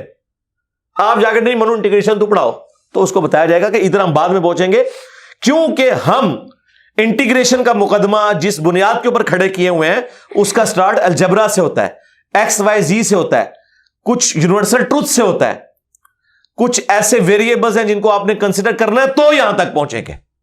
وہ آپ کنسیڈر نہ کریں, آپ کے منو ڈائریکٹ دسو, یہ تو پاسبل ہی نہیں ہے نا. اس لیے ہم ایتھیزم سے ہمارا اختلاف ایتھیسٹ کے ساتھ یہ ہے کہ آپ بنیادی مقدمے پہ آئیں, کیونکہ آپ جو چیز لے کے چل رہے ہیں ہمیں کوئی شوق نہیں آپ سے منوائیں کہ نبی علیہ السلام اللہ کے پیغمبر ہے. اس کی وجہ یہ ہے کہ رسول اللہ کے دنیا میں آنے سے پہلے بھی خدا ایگزسٹ کرتا تھا. تو کیا ہم خدا کو محتاج مانتے ہیں پیغمبروں کا؟ تو آپ ہم سے پیغمبر کو ڈسکس نہ کرو, آپ خدا کے مقدمے کو ڈسکس کرو, کریشن کو, کریٹر کو. ونس کریٹر کو جب تم مانو گے نا تو باقی تمہارے سارے سوالات کے جوابات اسی میں چھپے ہوئے ہیں. وہ مقدمہ ہمارا بنیاد وہ ہے نا, بنیاد کے بغیر تو ہم آگے چل نہیں سکتے. بنیاد یہ ہے کہ جس خدا نے یہ کائنات بنائی ہے اس کی ول چلے گی. پھر جب تم ہم سے یہ پوچھو گے نا کہ عورتیں پریگنینسی کی تکلیف سے گزرتی ہیں, مرد کیوں نہیں گزرتا, تو اس کا جواب ہمیں دینا آسان ہوگا, ول آف گاڈ. تم کہو کہ نہیں میں تو اس کو پسند نہیں کرتا, تو ٹھیک ہے پھر تو پریگنٹ ہو کے بتا دے, نہیں میں ہو نہیں سکتا. تو یہی تو اس بات کا ثبوت ہے کہ تیری اپنے اوپر بھی مرضی نہیں ہے. کوئی ہے جس نے اپنی مرضی تیری ڈیسٹنی میں مقدر کی ہوئی ہے, تو اس کا پابند ہے. نہ تو اپنے آپ کو نیند سے آزاد کر سکتا ہے, نہ بھوک سے آزاد کر سکتا ہے, نہ کھانے پینے سے آزاد کر سکتا ہے, نہ پیشاب سے آزاد کر سکتا ہے. نہیں ہو سکتا. کتنا تو مجبور ہے. تو یہ کسی اور کی ول ہے نا جس نے یہ اڈاپٹ کیا ہے اس حکمت کو کہ تجھے 24 گھنٹوں میں ایک دفعہ سونا ہے تو تیری مشین اگلے 24 گھنٹوں کے لیے پرفارم کرے گی. تو نے کھانا ہے ایز اے فیول, اور وہ بھی وہ چیزیں کھانی ہیں جو تیرے ساتھ کمپیٹیبل ہیں. پیٹرول تو نہیں میں پی سکتا, ڈیزل میں کھا نہیں سکتا, جو کمپیٹیبل ہے میرے ساتھ, کہ جو میرے جسم کا حصہ بنے اور مجھے انرجی بھی دے. شیر کو میں تازہ سبزی کھلا کے نہیں زندہ رکھ سکتا, اور بکری کو قیمہ کھلا کے زندہ نہیں رکھ سکتا. تو دیکھیں نا کس طرح ہر کوئی مجبور محض ہے اس حوالے سے, اپنی اس تقدیر کا پابند ہے جو اللہ نے اس کے لیے مقدر کی ہے, جو شاکلہ اس کے لیے بنا دیا ہے. اتنا میں مجبور ہوں. تو یہ ساری کی ساری چیزیں جو ول آف گاڈ سے تعلق رکھتی ہیں وہ کریٹر کی مرضی ہے. یہ اسی طریقے سے آپ کے آئی فون والوں نے یہ فلاں بٹن فلاں جگہ کیوں رکھ دیا, اس کا جواب کیا دیں گے آپ؟ ایک ہی جواب دیں گے, کریٹر کی مرضی. نہیں مجھے لاجیکلی ثابت کریں. کیوں ثابت کریں؟ تو اپنا بنا لینا. ٹھیک, اینڈ پہ تیری ول تو نہیں مانی جائے گی, ول تو اس کی مانی جائے گی جو کریٹ کر رہا ہے. پھر پیغمبر کے بارے میں, شریعت کے قوانین کے بارے میں جتنے رولز کے اوپر تم لاجیکلی ڈسکشن کرو گے, اس کے جواب میں ہم ہمیشہ کہیں گے یہ ول آف گاڈ ہے کہ نمازیں 5 ہوں. یہ ول آف گاڈ ہے کہ ایک عورت ایک وقت میں صرف ایک مرد سے شادی کرے گی. ویسے ہم اس کے ایتھیکل کوسچنز کے اخلاقی جوابات بھی دے سکتے ہیں, لیکن ہر جواب کے اوپر تم ایک اور کوئی پتہ پھینک دو گے تو سرکار یہ تو ایک نہ ختم ہونے والا سلسلہ ہے. مجھے تو ہزاروں سال کی بھی زندگی مل جائے, میں تمہارے کس سوال کا جواب دوں گا. میں ایک سوال, اور اس کا میں نے چیلنج دیا تھا کہ تم ایک ماڈل ایسا لے آؤ, میں اس میں ایپ نکال دوں گا. الٹیمیٹلی چونکہ شریعت کا مقدمہ, خدا کا مقدمہ اس پہ کھڑا ہے کہ ول آف گاڈ, اور یہ قرآن میں ہے لا یسأل عما یفعل وہم یسألون. اللہ کو کوئی پوچھ نہیں سکتا, اللہ سب کو پوچھ سکتا ہے. اس کے لیے ہم پھر بنیادی طور پہ بات کرتے ہیں کہ اس میں سے نکالنا کیا ہے. قادیانیوں کے ساتھ ہم رفع الیدین پہ بات نہیں کریں گے, آمین کے اوپر بات نہیں کریں گے, ہم ختم نبوت پہ بات کریں گے. یہ نہیں ہو سکتا کہ کوئی شخص یہ کہ مجھے رفع الیدین آپ ثابت کر دیں تو میں غلام احمد قادیانی کو دجال ماننا چھوڑ دوں گا. یہ کون بیوقوف ہوگا؟ وہ کہے گا آپ نے رفع الیدین کا مسئلہ حل کیا ہے, اس کی وجہ سے غلام احمد قادیانی کا میں انکار کیسے کر دوں, جب تک کہ آپ اسے ہاتھ نہ ڈالیں. یہ بیسیکلی شیطان نے ایتھیسٹ کے کمزور مقدمے کے ہاتھ میں ایک مضبوط ہتھیار دے دیا ہے, کوڑا, جو مسلمانوں کے اوپر وہ برساتے ہیں اور مسلمان وہ کوڑا کھاتے ہیں, اس لیے کہ وہ دین سے نابلد ہوتے ہیں. ہمارے علماء بھی کس طرف اپنی بحثوں کو الجھائے ہوئے ہیں. آپ اصل مقدمہ آپ دیکھیں کیا ہے, وہ ایگزسٹنس آف گاڈ کے اوپر ہے. اور ونس گاڈ ایگزسٹ کرتا ہے نا تو سارا ایتھیسٹ سے ہمارا جھگڑا ختم. ہم کہتے ہیں ٹھیک ہے آپ تلاش کرو کون سے والا خدا, آؤ تو صحیح نا, تلاش کرو تو انشاءاللہ تم یہیں تک پہنچو گے. لیکن اگر تم بنیاد کو کلیئر نہیں کرتے, اور کبھی نبی الاسلام کی زیادہ شادیوں کو مقدمہ بناتے ہو، کبھی لونڈیوں کے سسٹم کو مقدمہ بناتے ہو، کبھی 4 شادیوں کی اجازت کو مقدمہ بناتے ہو. سرکار یہ تو میں 1 لاکھ آپ کو اسلام کے خلاف میں مقدمات آپ کو قائم کر کے دے دوں گا، لیکن وہ میرے ذہن سے ہوں گے نا، مجھے وہ رائٹ ہی نہیں پہنچتا کہ میں اس کے اوپر ایک ہنگامہ کھڑا کر دوں. یہ تو اسی طریقے سے آپ کہیں گے یوٹیوب والوں نے یہ بٹن فلاں جگہ پہ کیوں لگا دیا، اس کا جواب کیا ہے؟ میں قرآن و حدیث سے ثابت کروں گا یا فزکس کے کسی قانون کے تحت ثابت کروں گا؟ میں یہ کہوں گا ول آف یوٹیوب. تو دنیا میں یہ اسٹیبلش قانون ہے، اس قانون کو کون چیلنج کر سکتا ہے؟ یہ 2+2=4 ہے. آپ 2+2=4 ماننے کے لیے تیار نہیں ہیں اور آپ کہہ رہے ہیں مجھ سے اگلی بات کریں. اس کو میں اس وقت مانوں گا جب مجھے آپ انٹیگریشن کی left hand side right hand side ثابت کریں گے.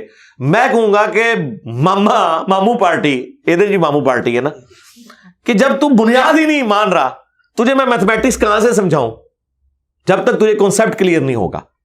تو اس لیے دنیا میں بھی قانون مانا جاتا ہے کہ آپ نے ایک بنیاد کھڑی کرنی ہوتی ہے، اس کے اوپر عمارت کھڑی ہوتی ہے.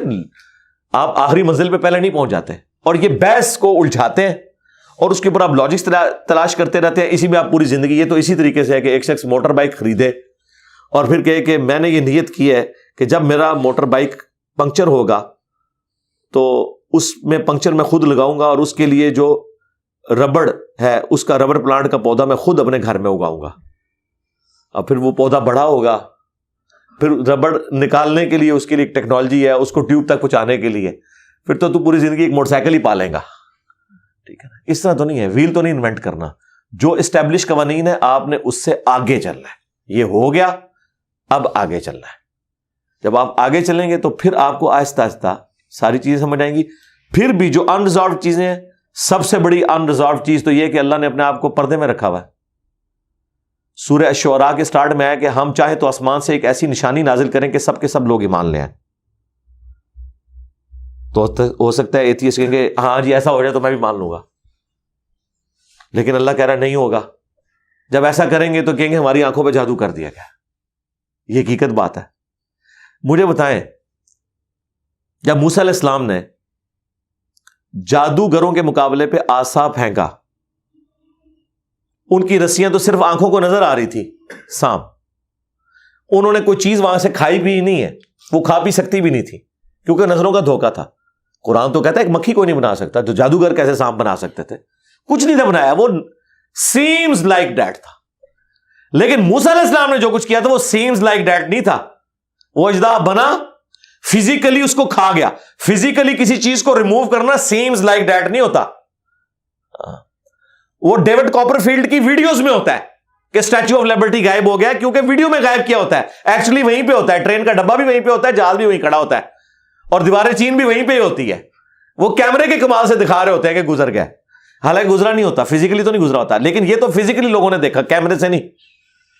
اسی وجہ سے جادوگروں کو پتا چل گیا کہ بھئی یہ چیز کچھ اور ہے. قرآن میں گرا دیے گئے سارے جادوگر سجدے میں. الفاظ جو عربی کے استعمال ہوئے وہ یہ گرا دیے گئے، یعنی وہ انٹینشنلی، ان کے پاس کوئی چارہ ہی نہیں تھا کہ نہیں یہ جادو نہیں ہو سکتا، سجدے میں. اچھا اب مجھے بتائیں، وہ تو سجدے میں گر پڑے، ان کی بنیاد پہ جو کافر کھڑے تھے انہیں تو پہلے سجدے میں گرنا چاہیے تھا کہ یار اب یہ ہمارے گرو ہی گر پڑے ہیں، لیکن وہ وہیں کھڑے رہے. الٹا انہوں نے کہا تمہیں بھی تم لوگ، یہ تمہارا بڑا ہے، اس نے تمہیں یہ جادو سکھایا. فوراً ہی پینترا بدل دیا، یعنی یو ٹرن لے لیا. پہلے کوئی اور بات تھی، اب کوئی اور بات کر دی، فوراً یو ٹرن لے لیا. یہ اس وجہ سے پھر اس طرح ہدایت تو نہیں ملتی. یہی کچھ ایتھیسٹ کرتے ہیں، آپ ایک مسئلہ حل کرتے ہیں، وہ یو ٹرن لے کے دوسری طرف آ جاتے ہیں. اس لیے ہم نے کہا یہ بنیادی چیز، اور یہ کوئی دین کی خدمت، اس کا یہ قطر مقصد نہیں ہے کہ ہم کو جواب نہیں دے سکتے. ٹھیک ہے، میں بھی بڑی چرب زبانی کے ساتھ ایکویشنیں جوڑ کے وی لاگز بنا سکتا ہوں، لیکن اس میں سے نکلے گا کچھ نہیں، کیونکہ جب میں بنا کے سائڈ پہ ہوں گا 50 سوالات اس کے اوپر وہ اور کھڑے کر دیں گے، 100 سوالات میں خود کھڑا کر دوں گا اس کے اوپر، تو اینڈ رزلٹ ہی نہیں ہے. یہ خام خواہ علمی شہوت ہے. ہمارے پاس تو اتنا ٹائم نہیں کہ علمی شہوت اس طرح لوگوں کی پوری کریں.